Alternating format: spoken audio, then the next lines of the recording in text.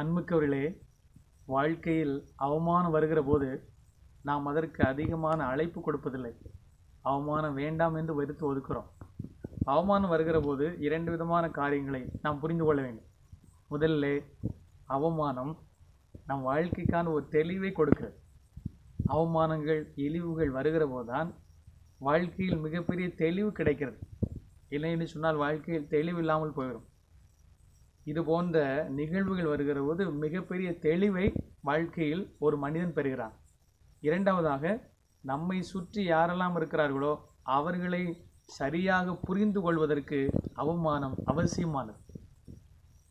பல நபர்கள் நம் மத்தியில் இருப்பார்கள், போலியான வேடம் போட்டிருப்பார்கள். அவர்கள் அவருடைய உண்மை தன்மை இதையெல்லாம் புரிந்து கொள்வதற்கு இந்த அவமானம்தான் நமக்கு பெரிய உதவியாக இருக்கிறது. இந்த அவமானம் வருகிற போது வாழ்க்கையில் பெரிய தெளிவு கண்டு ஒரு மனிதன் ஞானியாக மாறுகிறான். ஒரு மனிதன் சிறப்பு நிலையை எட்டி பிடிக்கிறான். எனக்கு தெரிந்த உதாரணமாக பார்க்கிற போது, நண்பர் ஒருவர் அதிகமாக குடிநோய்க்கு அடிமையாக இருந்தார். மது இல்லை என்று சொன்னால் அவரால் இருக்கவே முடியாது. அந்த அளவுக்கு குடிநோய்க்கு அடிமைப்பட்டிருந்தார். ஒரு காலகட்டத்திலே மிக அதிகமாக அவமானப்பட்டார், அசிங்கப்பட்டார். வாழ்க்கையில் எல்லோரும் அவரை வெறுத்து ஒதுக்கினார்கள். ஆனால் அந்த அவமானம் அவருக்கு கை கொடுத்தது. அந்த அவமானத்தின் வழியாக வாழ்க்கையில் பெரிய தெளிவை உணர்ந்தவர் அதன் பிறகு மாறுகிறார். மாறியவர் தன்னோடு அந்த மாற்றத்தை வைக்கவில்லை.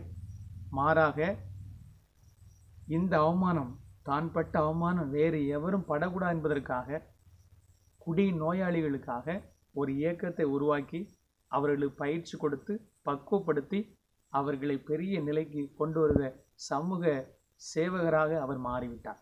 பாருங்கள், அந்த நேரத்தில் தெளிவு ஏற்படவில்லை என்று சொன்னால் சாதாரண மனிதராக வாழ்ந்திருப்பார். இப்போது அவர் பெரிய மனிதராக, மக்கள் மனதில் இடம் பிடிக்கிற மனிதராக இருக்கிறார்.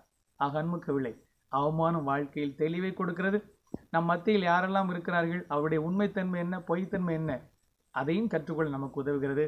ஆகவே இந்த பூஸ்டை அருந்தி அவமானம் வருகிற போது இனி இந்த நோக்கத்தோடு பார்ப்போம். சரியான வாழ்க்கை முறையை நாம் அமைத்துக் கொள்வோம். இந்த நாளிலே இறைவன் உங்களை நிறைவாக ஆசீர்வதிப்பார்.